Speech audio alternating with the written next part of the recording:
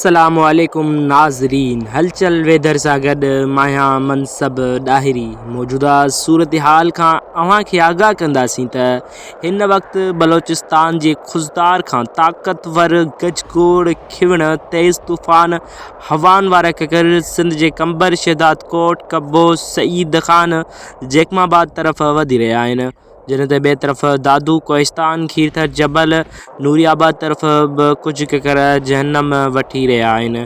जंहिं मूजिबि ईंदड़ कुझु कलाकनि दौरान उत्तर सिंध लाड़काना डिवीज़न दादू काछो जोही वाही पांधी जामशोरो आसपास तेज़ हवाऊं गजगोड़ लट मिटीअ सां किथे हल्की त किथे तेज़ बरसात जा इम्कान ॾिसण में पिया आहिनि।